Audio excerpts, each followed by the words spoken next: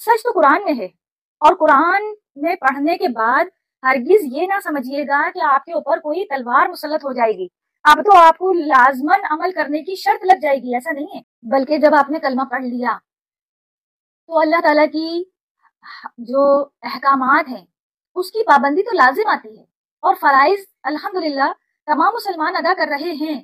کون سا ایسا مسلمان ہوگا جو یہ کہتا ہوگا کہ نمازیں پڑھو یا نہ پڑھو کوئی مسئلہ نہیں ہے؟ کون سا ایسا مسلمان ہوگا جو یہ کہتا ہوگا کہ بلا وجہ روزہ چھوڑ دو کوئی پکڑ نہیں ہوگی؟ یا کون ایسا انسان ہے؟ بلکہ مسلمان سے بھی آگے والی ورژن میں چلے جائیے، یہ تو اور ایک نیکسٹ لیول کی بات ہے کہ کون ایسا انسان ہے جو یہ کہے کہ جھوٹ بولنا اچھی بات ہے، زنا کرنا اچھی بات ہے، سود کھانا اچھی بات ہے۔ اس قسم کی باتوں کو کوئی اچھا کہتا ہے کیا؟ نہیں کہہ سکتے۔ جو چیزیں بری ہیں اس کو ہر ایک شخص برا ہی جانتا ہے، برا ہی مانتا ہے، لیکن اسلام لانے کے بعد اب فرائض کی پابندی یہ شرط لگ جاتی ہے۔ جب کسی اسکول میں ایڈمیشن لیتے ہیں تو اس اسکول کے رولز جو ہوتے ہیں ان کو فالو کرنا لازم ہو جاتا ہے۔ اگر اس اسکول کے آپ ممبر نہیں ہیں تو پھر آپ کے اوپر کوئی اسکول کی رولز اور ریگولیشنز کی پابندی نہیں لگتی۔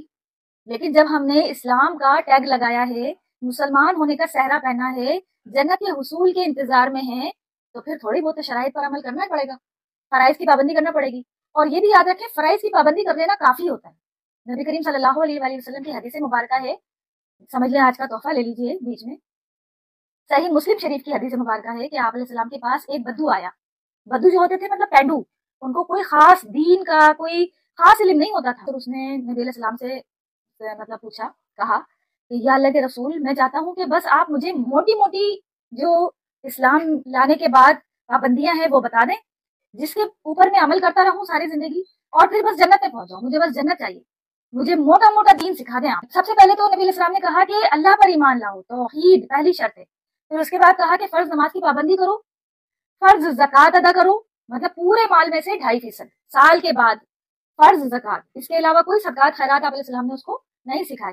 پھر اس کے بعد کہا کہ اگر صاحب استطاعت ہو تو زندگی میں کم از کم ایک بار اللہ کے گھر کا حج کرو۔ شخص نے کہا جاتے جاتے کہ جو کچھ آپ نے مجھے سکھایا ہے نا بس میں اتنا ہی کروں گا، تو شخص چلا گیا کہ ٹھیک ہے۔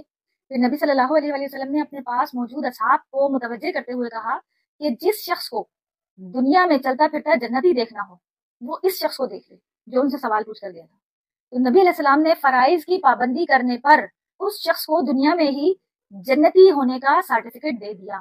اس شخص کو خوشخبری تو نہیں دی کہ اس کو بتا دیا ہو کہ تو جنتی ہے، لیکن صحابہ کرام کو بتایا کہ جو فرائض کی پابندی کرتا ہے بس اس کے لیے اللہ سبحانہ و تعالیٰ نے جنت رکھی ہے۔ اچھا، ایک اور حدیث ہے اسی حوالے سے، جنت کے حصول کے حوالے سے، اور موٹے موٹے فرائض کی پابندی کر لینے سے جنت مل جائے گی۔ دین پر عمل کرنا کوئی مشکل کام نہیں ہے بہنوں۔ جو کوئی بھی یہ سکھاتے ہیں بتاتے ہیں کہ بھائی دین پر چلنا تو بڑا مشکل عمل ہے، جیسے کچھ لوگ یہ کہتے ہوئے نظر آتے ہیں کہ حج پڑھنا لوہے کے چنے چبانے کے برابر ہے۔ یہ عجیب مطلب اس طریقے سے مثالیں بیان کر دیتے ہیں، اور ایک عام انسان سادہ مسلمان جو ہوتا ہے وہ پریشان ہو جاتا ہے کہ کس طریقے سے فرائض کا پر پابندی کی جا سکتی ہے۔ ایسا نہیں ہے، انسان کے ساتھ اکتاہٹ اللہ تعالیٰ نے ہی اٹیچ کی ہے، تو اس اکتاہٹ پر ہم سے پکڑ نہیں ہوگی انشاءاللہ۔ جو چیز ڈومین میں اللہ نے رکھ دی ہے نا اس کے خلاف تو اللہ تعالیٰ بھی پکڑ نہیں کریں گے۔ ہاں یہ ضرور ہے کہ انسان جان بوجھ کر دوسری چیزوں کے لیے تو وقت نکال لے، لیکن فرائض کے لیے ڈنڈی مارتا رہے نہیں، فرائض کی پابندی شرط ہے۔